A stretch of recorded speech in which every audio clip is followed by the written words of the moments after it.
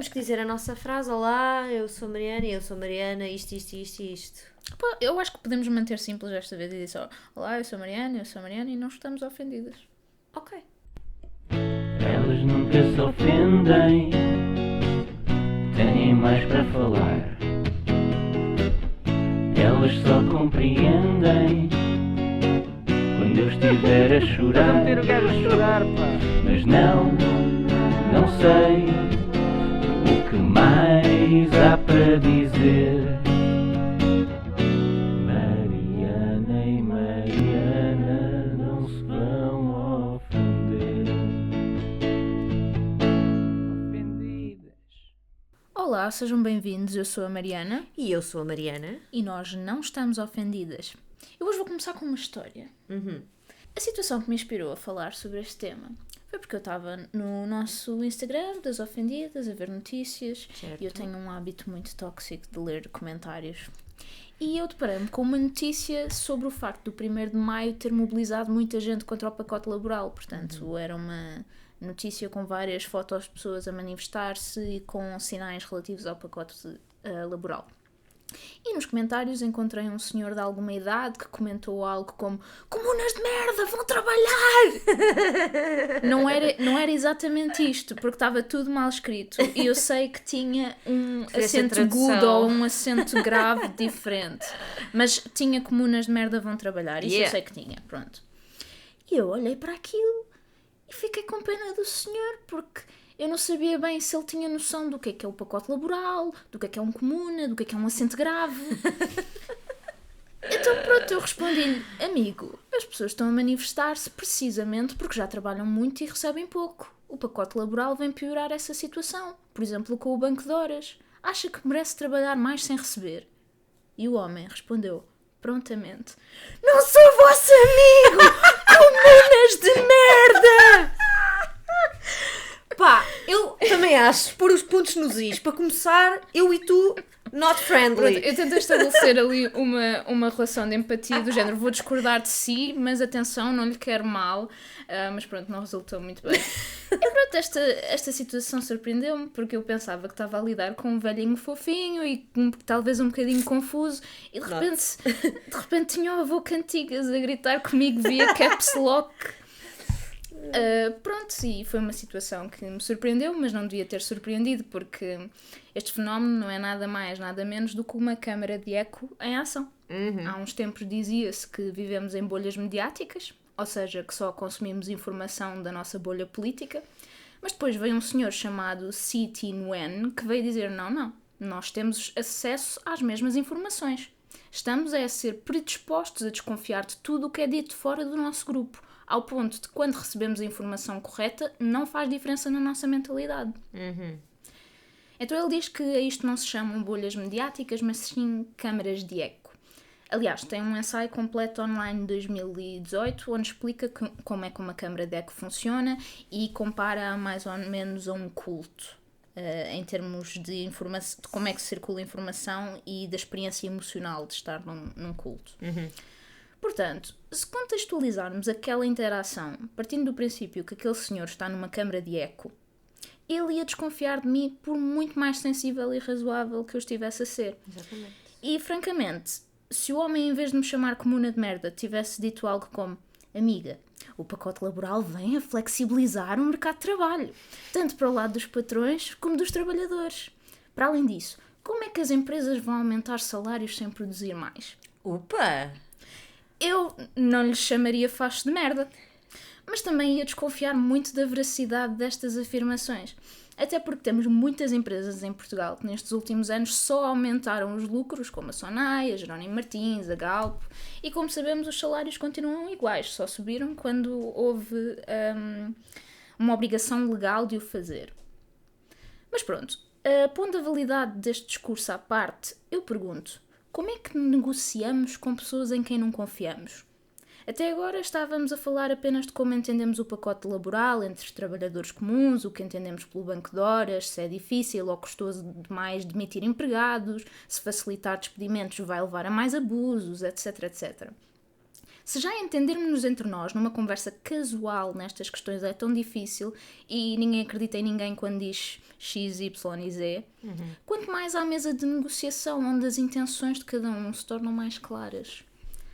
A questão do banco de horas evidencia um bocadinho esta dinâmica, porque no fundo é pedir ao trabalhador que esteja em constante negociação com o patrão. O patrão pede-lhe para trabalhar mais 2 horas e no outro dia trabalha essas 2 horas a menos, quando é jeito à empresa e alegadamente também ao trabalhador. Como e quando é que isto vai acontecer? Não sei, é para se entenderem entre eles. Qualquer pessoa que já trabalhe com banco de horas pode dizer que é óbvio que o poder de negociação aqui é desigual. Quem trabalha em restauração, por exemplo, sabe que até nas entrevistas já se pergunta se a pessoa está disposta ou não a fazer horas extra como fator eliminatório. E o que não falta neste país são pessoas com centenas de horas para gozar que ainda não as viram e nem sabem se as vão ver. Principalmente se os despedimentos se facilitarem e a rotatividade aumentar, eu posso despedir 1, 2, 3, 4 pessoas até me calhar alguém que aceite praticamente tudo. E num contexto precário e praticamente sem fiscalização, que é o contexto que temos, o abuso deste regime passa a ser a norma. A flexibilização aqui só funciona para um lado. Mas pronto, isto é apenas um dos pontos que poderíamos abordar. É fácil imaginar que alguém seja contra ou a favor desta questão do banco de horas com a melhor das intenções, com base na maneira como imagina que vai funcionar este regime. E aí acho que temos que falar a bem uns com os outros e centrar nestes casos específicos as vozes de quem já trabalha com banco de horas. Agora, quando existem interesses económicos para alguém que acha que deva ser A ou B, ou quando alguém vai enriquecer mais com um B do que com A, aí, como é natural, já se duvida mais sobre estas boas intenções. São contextos diferentes. Num assumimos a boa vontade e no outro desconfiamos. E depois ainda há um terceiro muito interessante que nem é carne nem é peixe, que é o contexto humorístico. Upa, já sei o que é que vem aí. Quando estamos a fazer piadas, por vezes dá-se o benefício da dúvida em relação a intenções maliciosas, porque às vezes as coisas têm piada porque são verdade e outras vezes têm piada porque são descabidas. Às vezes essa distinção depende não tanto da piada em si, mas sim do ouvinte e da forma como lê a intenção da pessoa que fez a piada. Pronto, e eu digo isto porquê?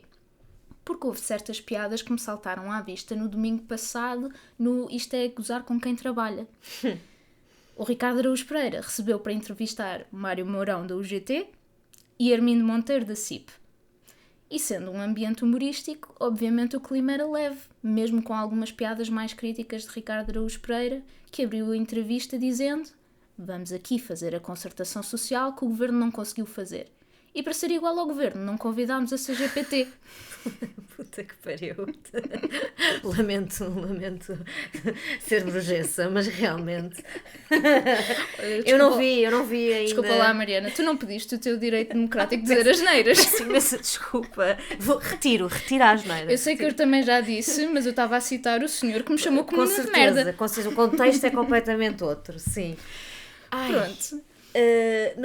Está bem, continua, desculpa. Apanhaste-me assim, de surpresa, eu estava à espera. Neste tipo de contextos, os convidados acabam por estar protegidos da crítica, porque uma piada pode ser simultaneamente uma crítica e ainda assim ser aliviadora de tensão. Desde que eles reajam na descontra, nem sequer têm que se defender ou sequer interagir seriamente com a crítica em si. Podem, por exemplo, fazer como o Armindo Monteiro e fazer as próprias piadas, como quando se dirigiu ao Mário Mourão, que estava a falar sobre os trabalhadores estarem na luta a lutar por direitos, e diz assim: não gostamos que estejam na rua, gostamos que estejam nos seus postos de trabalho a enriquecer os patrões. Ai, meu Deus, que asco de pessoa, de ser humano, meu Deus. Pronto, como eu disse há bocado, este tipo de piadas têm piada normalmente, ou porque são verdade ou porque são descabidas. E neste caso acho que é bastante claro que não estamos a falar da teoria humorística da incongruência. A piada aqui é a clareza, é a falta de necessidade de esconder as intenções, porque estamos a brincar, entre aspas, e é essa ambivalência entre a brincadeira e a verdade que talvez torne este tipo de programas ineficazes de um ponto de vista crítico. Atenção, o Ricardo Araújo Pereira foi bastante crítico. Falou, por exemplo, do facto dos trabalhadores serem mais qualificados do que os empresários e fez piadas dirigidas a Armindo Monteiro como a CIP e o GT tiveram mais de 60 reuniões. Isto não é prova de que pôr os trabalhadores a trabalhar mais não aumenta a produtividade? E ainda disse algo como: os trabalhadores portugueses lá fora são muito produtivos, todos falam bem dos trabalhadores portugueses. Não será por estarem lá ao serviço de melhores empresários? Disse. Pronto, mas depois no final, em típica resolução de boas vibes televisivas, eles acabam a falar de futebol e a fazer uma concertação social sobre o Benfica. Eu vi os comentários a esse, porque a SIC, ou SIC ou o Expresso, um dos dois, não é? Divulgou, eu não vi o programa, mas divulgou depois, fez o postzinho das redes sociais e a frase que escolheu para o destaque foi a conversa da história do Benfica. E eu abri os comentários para perceber qual era a reação e as pessoas estavam tipo, uau, maravilhoso, assim é que é, não sei o que, boa discussão, tipo... Pois, como se como se a discussão do Benfica de facto pois, assim ajudasse as negociações. Tipo, eles são todos amigos, tipo, olha aqui este fair play aqui televisivo, olha os patrões e os trabalhadores representados, menos a CGTP, claro que é a ovelha negra desta merda. Sim. Este episódio especificamente fez-me pensar nesta questão de: será que este formato, que é tão valorizado de um ponto de vista crítico, muda mesmo as ideias de alguém? Eu diria que não, a julgar pela vontade de Armindo Monteiro de dizer: não gostamos que estejam na rua, gostamos que estejam nos seus postos de trabalho a enriquecer os patrões. E ao que Ricardo Araújo Pereira acrescenta, talvez para aliviar um bocadinho a tensão, e enriquecer-se a si mesmos.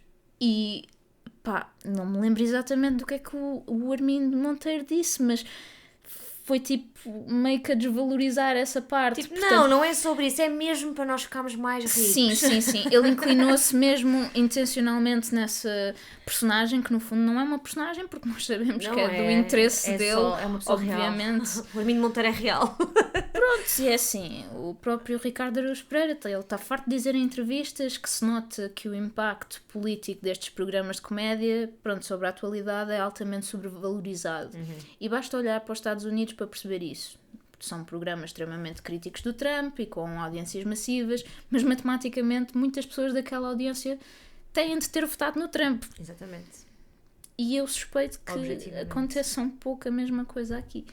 Pois é. Nestas alturas eu também tenho alguma dificuldade em... não sei, em discutir esta coisa das piadas e do humor e não sei o quê, porque de facto, sei lá, se calhar eu rio-me de coisas que são más, mas para as quais eu estou completamente, não é dessensibilizada, mas que não me tocam e então consigo distanciar-me daquilo. Mas eu acho que isto é uma coisa tão genérica da vida das pessoas que, pronto, quer dizer... Sim, eu não estou aqui a falar mal do programa. Nem... Não, sim. O formato é o formato que é. Tens outros exemplos também que as pessoas adoram, tipo o Bom Partido, não é? Aquele do Guilherme Geirinhas. Que as pessoas em altura de eleições ficavam super expectantes com aquilo, que era em vez tipo de ler... a cena e isso quase que substitui, lá está, o programa eleitoral. E estamos aqui no culto da individualidade e da personalidade daquelas pessoas e acima de tudo não se trata nada disso. Sim. Todo, deixa de ser sobre quem é que tem razão, ou o GT ou a CIP, e passa a ser: eu gostava de beber uma cerveja com o Armindo Monteiro. O gajo até é fixe, o gajo é tipo um tio, não sei o quê. Sim, é um bocado isso. Quem ganha é quem consegue parecer mais fixe. O Zizek dizia uma coisa qualquer sobre isso, que tem a ver com a forma como se humaniza certas pessoas com discursos muito maus, ou seja, não é com o discurso, quer dizer, enfim, é tudo discutível, mas humanizam-se pessoas com discursos muito maus que não, e ao fazermos isso estamos a cometer um erro grave, não é? Estamos a normalizar... Sim, a questão da ridicularização do Trump, o pintar como menos perigoso do que aquilo é, por exemplo. Exatamente. Ele tem um termo para isso específico, eu não me estou a lembrar qual é que é, mas estas coisas também acarretam alguns perigos. Eu estou a ser um bocado dramática em relação a este exemplo específico do Ricardo Araújo Pereira, não é? Que eu acho que, apesar de tudo, não tem impacto nos posicionamentos políticos das pessoas, portanto eu também acho que não tem um impacto geral muito grande. Mas pronto, mas não deixa de contribuir para a bolha mediática e pronto, e pinta estas duas pessoas com outra luz, não é? Com outras cores, independentemente disso na hora de se tomar uma decisão de se votar em A ou em B, não ter necessariamente um peso, mas eu acho que em termos discursivos e em termos da nossa experiência de todas estas coisas que estão a acontecer e dos nossos posicionamentos individuais e do eco que cada um de nós gera nas suas bolhas e não sei, nas suas câmaras, pronto, complexifica as coisas, não é? Sim. Porque estamos a desfocar a questão para aqueles dois indivíduos quando a questão não é essa. A questão é muito maior do que todos nós e é um problema grave, profundo, complicado e que afeta a maioria de nós todos, não é? Eu também, como tu, tenho cuidado quando trago o humor como objeto, porque às vezes, apesar de achar que é interessante analisar o humor, às vezes não acho que é uma boa ideia. Pois. Porque o riso é das poucas reações humanas que são absolutamente espontâneas. Tu não pensas antes de rir. Sim, sem ao contrário, por exemplo, de chorar, em que tens que fazer ali um build-up emocional, que pronto, que à partida tens uma razão para ter essa reação, que é mais explicável. E obviamente isto tem um lugar na nossa sociedade e eu não estou a dizer que o Ricardo Araújo Pereira que não devia convidar estas pessoas nem fazer este episódio, porque às vezes uma piada pode ser uma porta de entrada para uma pessoa investigar mais. Teoricamente, porque quando é que foi a última vez que isso aconteceu? Não, sim, sem dúvida. A piada, como alivia a tensão, também cria ali uma sensação de resolvimento. Sim, e há a questão, eu acho que o principal risco disto é quando estes formatos substituem outros, talvez, não é? Sim. Ou seja, é facto que há uma grande fatia das pessoas que encontra a sua informação nas redes sociais, não é? Ou seja, aquilo que vê as notícias especificamente, não é? Nas redes sociais. E não sei se é a melhor fonte de informação, tal como este programa claramente não se presta a isso, não se presta a isso, mas se calhar para algumas pessoas pode ser pode ser uma fonte credível para saber coisas. Eu conheço não é? muitas pessoas que já me disseram eu não consigo ver notícias, é demasiado agressivo para mim, fico-me a sentir mal, só consigo consumir este infotainment, que são estes programas que são sobre notícias, mas são de entretenimento. Sim, o público, pronto, isto é interessante como as coisas se moldam tão rápido. O público, há uns tempos, apresentou um novo formato direcionado aos jovens, portanto o público, eu não sei se eles continuam a ter isso na verdade, porque eu depois nunca mais ouvi falar sobre isso, mas que era tipo uma edição específica, adaptada aos jovens com short content, não é? Conteúdo de curta duração, em que faziam tipo uma amálgama das notícias principais, pouco desenvolvidas, não é? Só tipo, aconteceu isto e aquilo e não sei o quê, e pronto, e era direcionado a esse público. Será válido para pessoas que não veem outro tipo de coisas, mas lá está, é insistir nestas lógicas de tirar às pessoas a sua propriedade de pensarem um bocado e de se envolverem mais nas coisas, não é? É tudo tão rápido, tão leve, tão pouco aprofundado e toda a gente está contente com isso, não é? Quando, na verdade, tudo precisa de um bocadinho mais, não é? De ir um bocadinho mais além. Mas eu compreendo perfeitamente quem não tem pachorra para isso.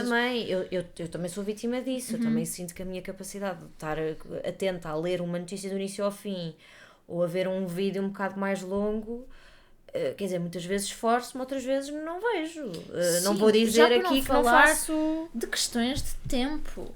Nós passamos tanto tempo das nossas vidas... Enriquecer os patrões. Exato. Yep. I said what I said. Foi bem metido. Pronto.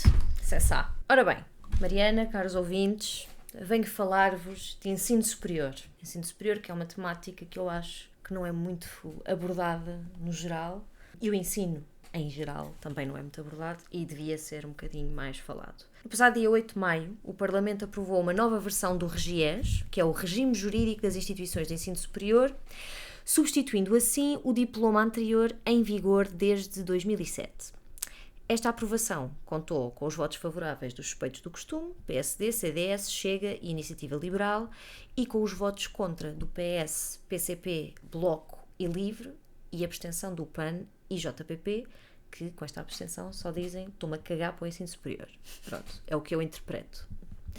No site do Governo de Portugal são anunciadas as principais alterações que este novo documento nos traz, nomeadamente o reforço da autonomia das instituições de ensino superior, portanto as IES, que eu vou começar a denominar assim, em várias esferas: estratégica, orçamental, financeira, patrimonial e de gestão de pessoal. Depois, flexibilização, voltamos à flexibilização, de condições para processos de fusão, integração e associação entre instituições e unidades orgânicas, públicas e privadas, salvaguardando os direitos dos estudantes e dos trabalhadores, dizem eles. O reitor passa a ser eleito por voto direto da comunidade académica, incluindo antigos estudantes. Yep, já te vou dizer o que é que diz lá, em concreto. Também tive exatamente a mesma reação. Independência do Conselho Geral é reforçada, com mandatos desfasados em relação ao reitor e redução de conflitos de interesse com membros externos. Depois, outro grande destaque é o de que politécnicos com avaliação adequada na A3ES, que é a Agência de Avaliação e Acreditação do Ensino Superior, serão automaticamente convertidos a universidades politécnicas.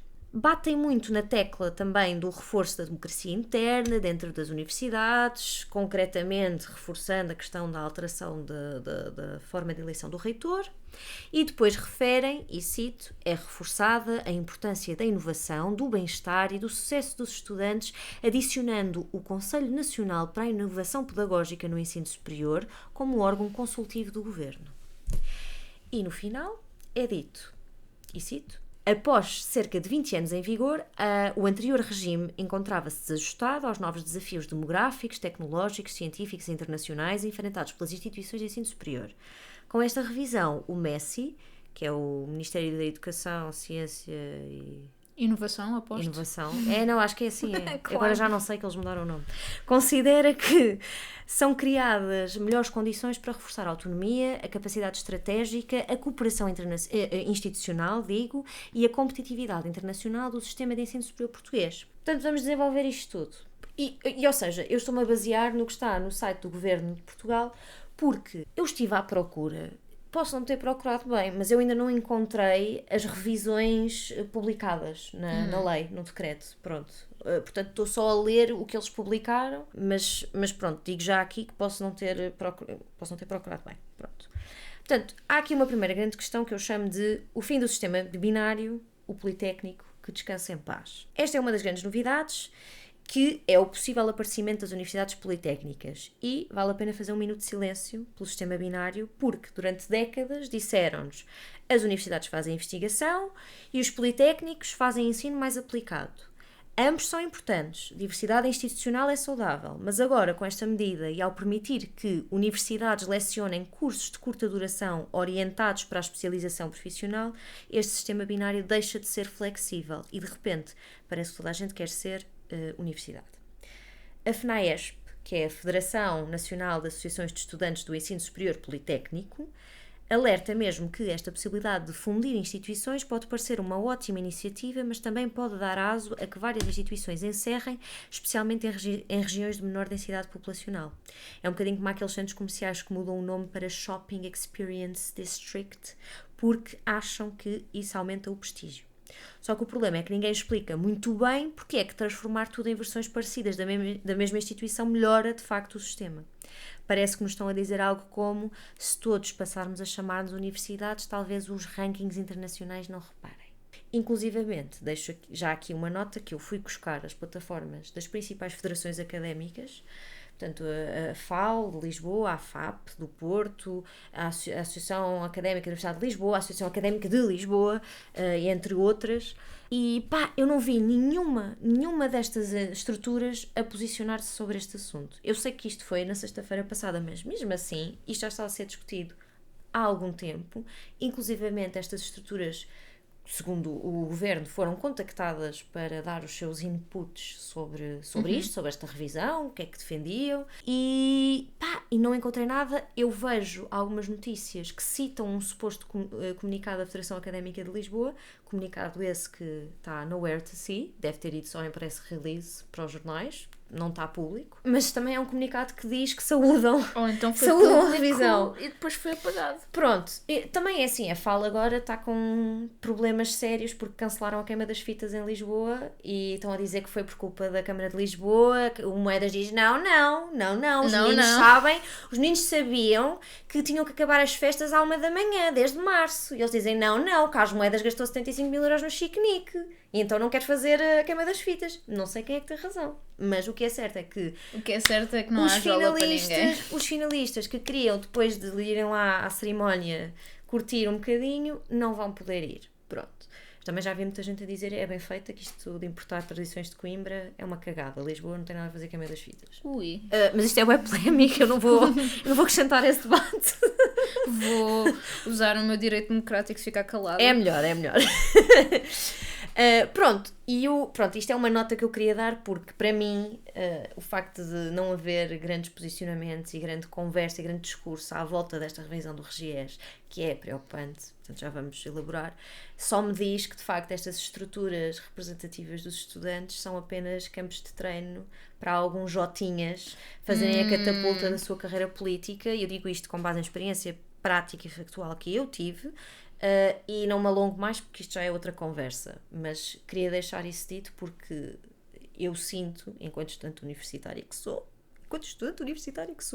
que não me representam bem, porque é sobre outras coisas. Estas estruturas existem para outras coisas que não realmente política educativa e melhorar o sistema de ensino em Portugal. Mas pronto, enfim. Há uma segunda grande questão, que é a que eu chamei de o reitor é rei. Portanto, esta foi uma grande mudança da revisão do RGES. Houve aqui um reforço da figura do reitor, porque aparentemente o grande problema das universidades portuguesas era a falta de centralização. Claramente, olhou-se para anos de conflitos internos, guerras entre faculdades, disputas eleitorais, egos académicos do tamanho de pequenas repúblicas bálticas e concluímos, sabem o que é que isto precisa? Mais poder concentrado numa pessoa, pessoal.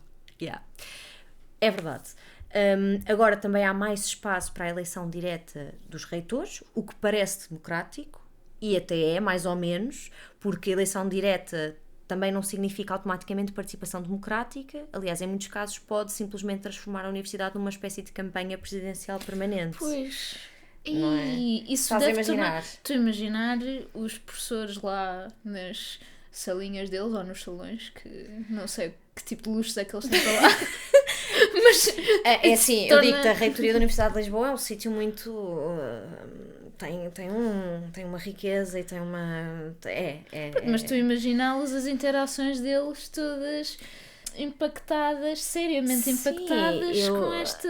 Eu imagino interações tipo debates eleitorais universitários. Professor doutor, qual é a sua visão estratégica para a instituição? Mais competitividade, mais internacionalização, mais excelência. Mas isso quer dizer o quê? Não interessa, mas são key points importantes que pus num PowerPoint com um fundo azul escuro que contribuirão para o enhancement da nossa universidade. E há outro detalhezinho, que é o facto dos antigos estudantes poderem votar nesta eleição. A tua reação que tiveste há bocado. É que eu reagi, eu fiquei tipo, então mas... todos os antigos estudantes ever, tipo a Comissão Eleitoral suicida-se com a quantidade de cadernos eleitorais que tem que fazer. Mas o que a revisão do RGES diz? Mas é que os antigos alunos o que é que beneficiam? Tipo, não estão lá! Não faz sentido! É tipo eu ir votar nas eleições da França. Então, quer dizer, os alunos já seria discutível. Não, mas os alunos é importante terem voto. Eu acho que é importante. Agora, os antigos alunos que não têm qualquer relação perdoa já... a minha ignorância. os alunos têm alguma coisa a ver com a eleição do reitor neste momento? Não, pois não. Eu acho que tem, mas não tem tanto peso. Ou seja, o poder pende mais, ou seja, o voto dos professores, se não me engano, e dos investigadores é muito mais pesado do que os dos estudantes, assim como a sua representação no Conselho Geral. E este RGES vem aumentar essa representatividade. Portanto, aquilo que eles propõem aqui é os votos dos professores e investigadores da instituição são ponderados entre 40% a 45% em resultado da eleição, os dos estudantes pesam 25% a 25%, os do pessoal técnico e administrativo 10% a 15% e os dos antigos estudantes valem entre 15% a 20%. Isso é bué! Isso é bué! Mas atenção! Na senda da autonomia das IES, cabe a cada instituição definir o peso exato que se atribui a este cargo. Portanto, isto aqui deve ser tipo uma recomendação que eles põem lá, mas não é uma coisa taxativa.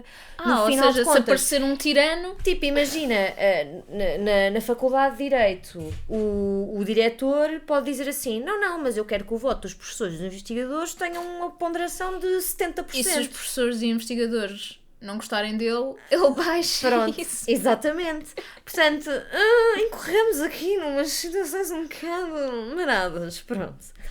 Pá, outra grande questão é a Universidade Empresarial. O novo RGES continua... o novo RGES não é um novo RGES. A revisão do RGES continua também aquela tendência maravilhosa de transformar universidades em empresas. Agora tudo tem estratégia, branding, governance, stakeholders, clusters, hubs, ecossistemas de inovação e pelo menos 3 palavras em inglês por reunião. Pronto. Hoje parece mesmo que é que uma universidade já não abre um curso, mas sim lança uma oferta formativa alinhada com os desafios globais. Já não contrata professores, capta talento. E já não tem alunos, mas sim utilizadores do ecossistema académico. Pá, e neste contexto, o governo criou uma coisa.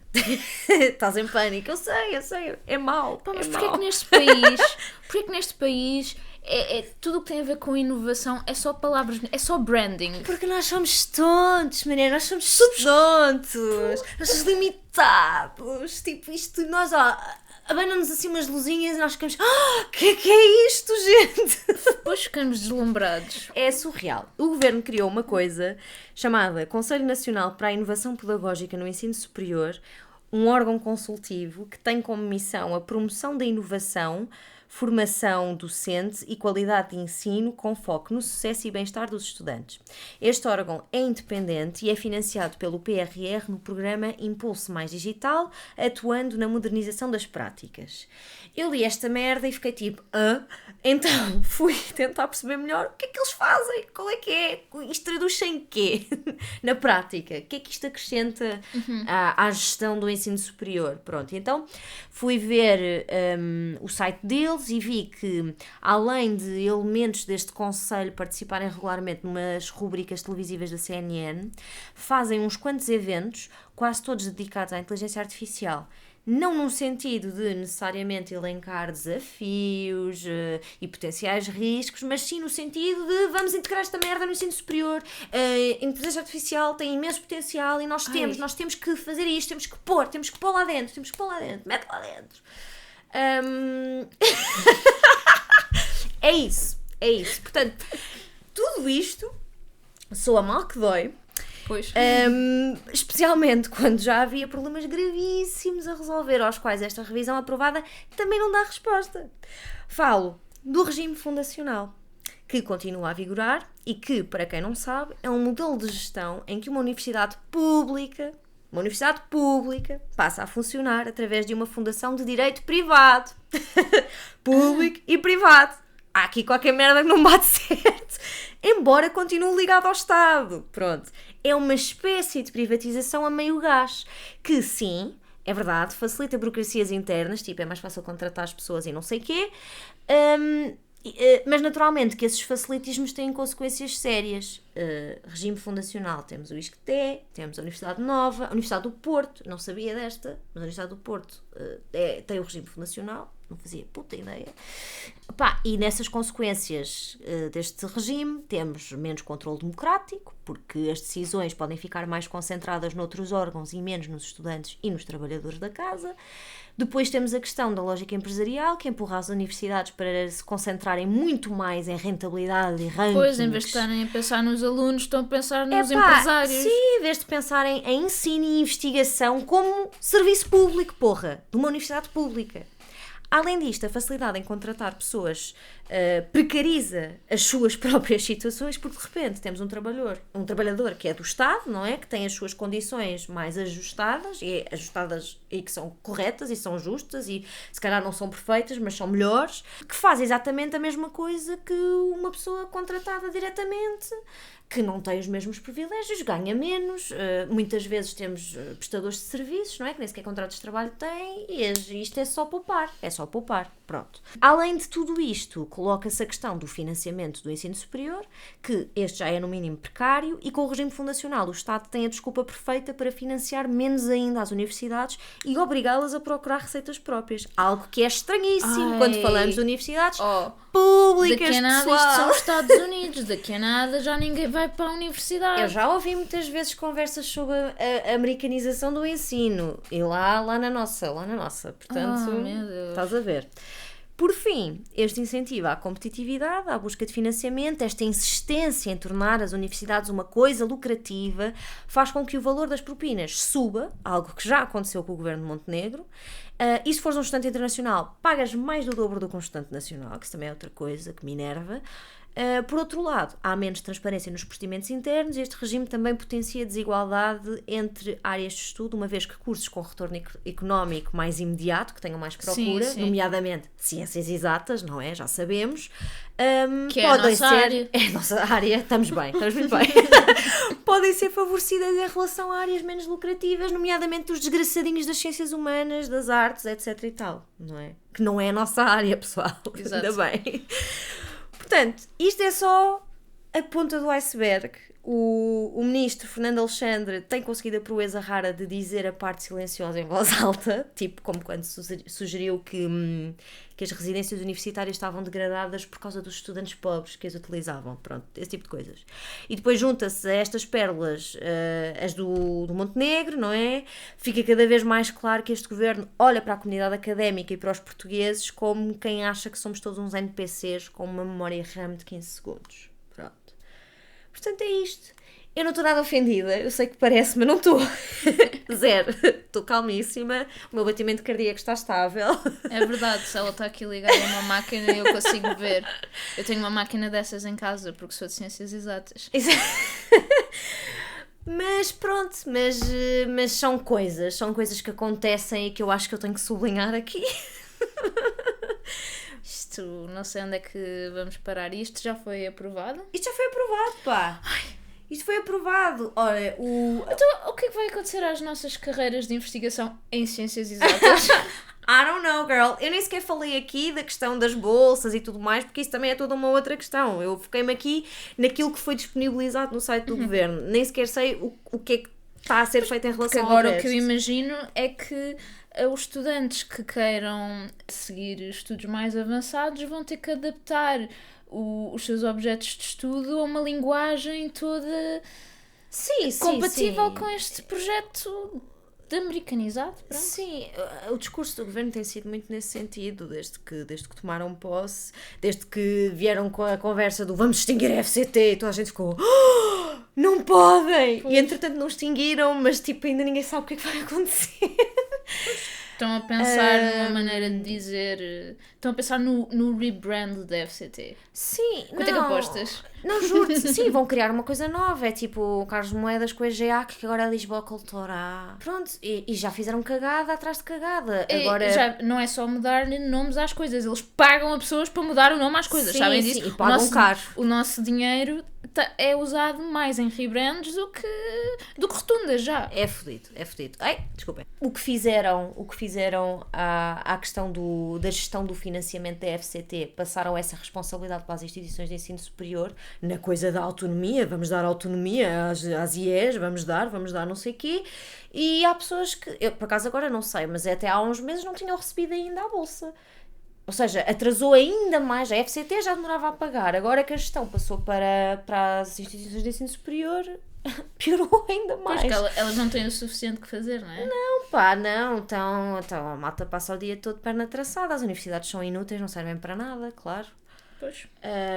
Por isso é que só os trabalhadores é que têm formação avançada, não é? Exatamente. Para depois melhor enriquecerem os empresários. Exatamente. Portanto, olha, é este o estado das coisas, quer dizer, em termos laborais está, em termos académicos está, não sei qual é que é o futuro, mas...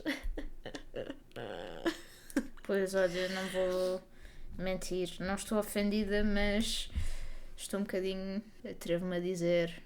Não estou em baixo, porque isso também é uma emoção. Bolas! Fogo! Estamos apreensivas. Estou maçada. Maçada? Ai, que chatice. Estou arreliada. Ai, que horror. Estou arreliada. Pronto. Recomendações culturais. Recomendações culturais.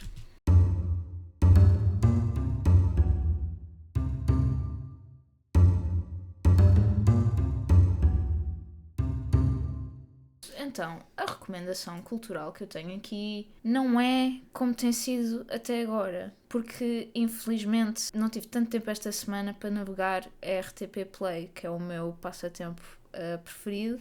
Portanto, eu trago-vos aqui o ensaio que mencionei há pouco, que se chama Why It's as Hard to Escape an Echo Chamber as It Is to Flee a Cult, porque é que é tão difícil escapar de uma câmara de eco como é fugir de um culto, que é escrito pelo tal C.T. Nguyen e é uma leitura muito envolvente, ou seja, não é pesada, não é densa e é muito interessante. E acho que no final deste artigo, quando eu o li há uns anos pela primeira vez, eu senti que compreendia um bocadinho melhor o outro lado de pessoas que pensam de uma maneira completamente oposta à minha. Fiquei a perceber, se calhar, o que é mais, o que é que pode ser a experiência emocional daquela pessoa naquele momento, porque é que ela está tão zangada.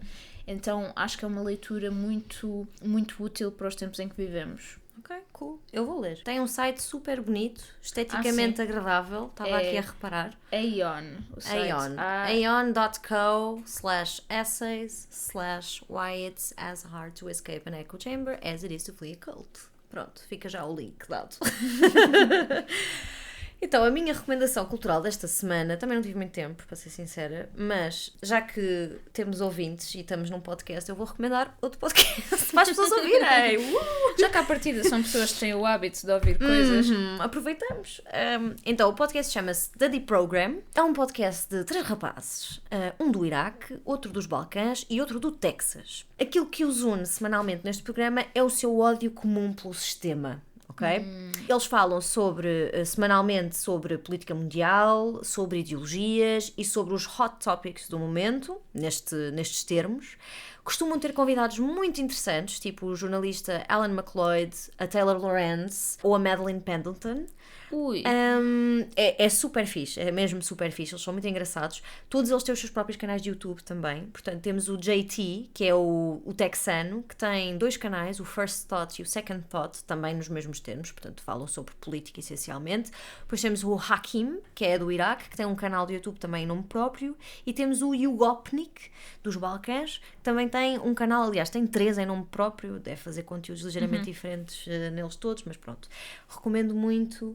Pá, são episódios sempre à volta de 1 hora, mas eles têm muita graça, eles têm muita química aos 3, e depois é engraçado porque cruzam as suas próprias experiências individuais de partes tão diferentes do mundo. e abordam a situação política e económica de várias partes do mundo também, portanto também é uma forma engraçada de estarmos ligados em relação a coisas com as quais não estamos tão familiarizados, não é? Epá, e ouve-se muito bem, tipo, quando estiverem a fazer a faxina da casa e coisas assim, é um miminho, é mesmo fixe, eles são muito engraçadinhos. E é genuinamente interessante, são discussões interessantes, eles são ultracomunistas, mas enfim, mas têm um discurso muito... Mas têm o direito democrático. Apesar de serem comunistas, pessoal. Isto vai soar mal, mas... enfim, eu não vou explicar mais nada. Vão ouvir, que é bom. Boa.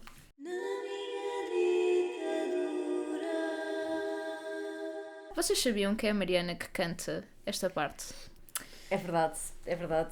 Foi um momento de inspiração divina que se me deu e que se traduziu nesses 3 segundos. Boa. Então, na minha ditadura é absolutamente proibido fazer campanhas de publicidade ou publicitar uma nova medida ou uma mudança, fazer um pitch, seja o que for, usando apenas tópicos de conversa sobre inovação. Dizendo que vamos inovar alguma coisa. Não foi isso que tu disseste há bocado que ias dizer? Mas o teu tópico inspirou-me. Inspirou-te, fantástico. E eu, de repente, fiquei... Não, isto é prioritário. Na minha ditadura acabou-se os tópicos de conversa de inovação. Porque inovação é uma palavra que vale nada. Zero. Tipo, há uma... Diz-se assim para pessoas que a dica de escrita, da boa escrita, é o show, don't tell.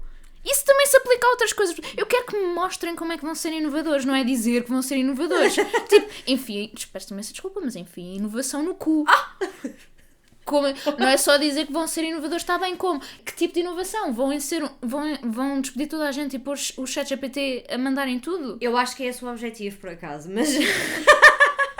É que, pá, explica, é a inovação, é a modernização, atrevo-me a dizer flexibilização. Pá, expliquem como é que as coisas vão ser e expliquem de forma simples. Sim. Não é português claro, malta. Sim. Português da 4ª classe. Epá, é que estas coisas da inovação e depois vais a ver e afinal as coisas não são inovadoras em nada.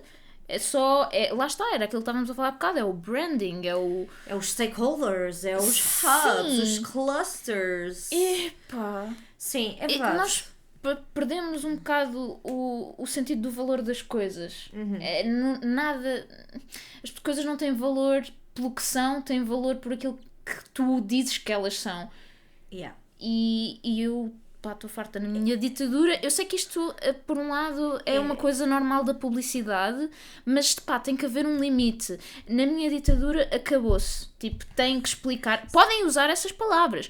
Se nos próximo meio segundo vier uma explicação muito clara de como vão ser inovadores, como vão ser modernos, como é que vão flexibilizar...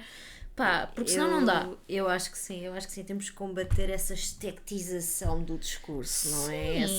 Essa performance discursiva, verborreia, que nada significa, não é? Concordo plenamente, acho que é muito razoável e acho que num Portugal democrático essa medida seria bastante justa.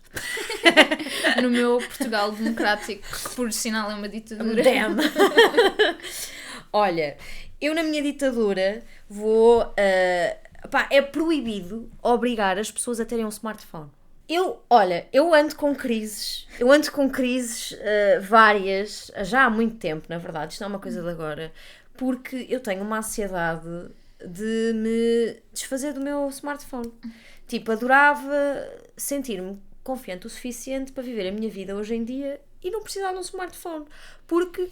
não sou um ser humano como os outros, sou vítima exatamente das mesmas coisas, desta dependência e de me perder aqui nesta coisinha e já tentei várias maneiras de tipo detox e o digital minimalism e não sei o que é, essas merdas todas, vi os vídeos do YouTube todos sobre isso e já tentei fazer 30 por uma linha, desinstalar as apps todas, pôr isto tudo preto, não sei o que e é fácil voltar a reinstalar tudo.